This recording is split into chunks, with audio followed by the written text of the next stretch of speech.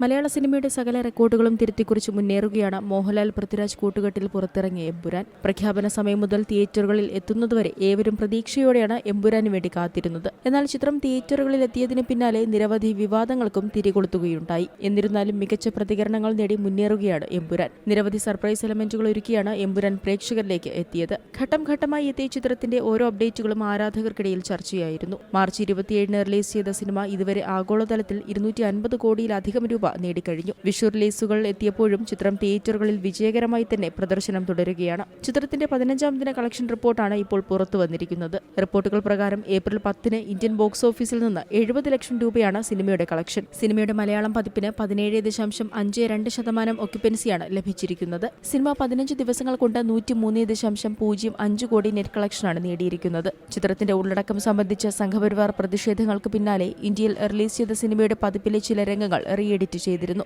എന്നാൽ ഇവയൊക്കെയും മറികടന്ന മലയാള സിനിമയിലെ എക്കാലത്തെയും വലിയ ഗ്രോസ് കളക്ഷൻ ഇപ്പോൾ എമ്പുരാന്റെ പേരിലാണ്. ഏറ്റവും വലിയ ഓപ്പണിംഗിൽ നിന്ന് തുടങ്ങി ഏറ്റവും വേഗത്തിൽ 200 കോടി ക്ലബിൽ ഇടം പിടിച്ചെന്ന റെക്കോർഡും ഇന്ന് എമ്പുരാന് സ്വന്തമാണ്. അതോടൊപ്പം ഇൻഡസ്ട്രി ഹിറ്റ് എന്ന ലേബൽ കൂടി എമ്പുരാൻ സ്വന്തമാക്കിയിരുന്നു. കഴിഞ്ഞ വർഷം മലയാളത്തിൽ നിന്ന് ഏറ്റവും ഉയർന്ന കളക്ഷൻ സ്വന്തമാക്കിയ ചിത്രമായിരുന്നു മഞ്ഞുമൽ ബോയ്സ്. 241 കോടിയാണ് ചിത്രം നേടിയത്. എന്നാൽ ഈ റെക്കോർഡ് റിലീസ് ചെയ്ത ദിവസങ്ങൾക്കുള്ളിൽ മറികടന്നാണ് എമ്പുരാൻ ഇൻഡസ്ട്രി ഹിറ്റായി മാറിയത്. അതേസമയം ഒരു മൂന്നാം ഭാഗത്തിന്റെ സാധ്യതകൾ ബാക്കിവെച്ചാണ് എമ്പുരാൻ അവസാനിക്കുന്നത്. ഈ വിവാദങ്ങൾക്കിടെ ഒരു മൂന്നാം ഭാഗം ഉണ്ടാകുമോ എന്ന സംശയം ഉയർന്നിരുന്നുവെങ്കിലും ചിത്രം ഉണ്ടാകുമെന്ന നിർമ്മാതാവ് ആന്റണി പെരുമ്പാവൂരിന്റെ ഉറപ്പ് വന്നതോടെ ഈ ചർച്ചകൾ അവസാനിക്കുകയും ചെയ്തു. സിനിമയുടെ പേര് അസ്രയേൽ എന്നായിരിക്കുമെന്ന സൂചനകൾ സംഗീത സംവിധായകൻ ദീപക് ദേവും നൽകിയിട്ടുണ്ട്. Entertainment desk, Zee Malayalam news.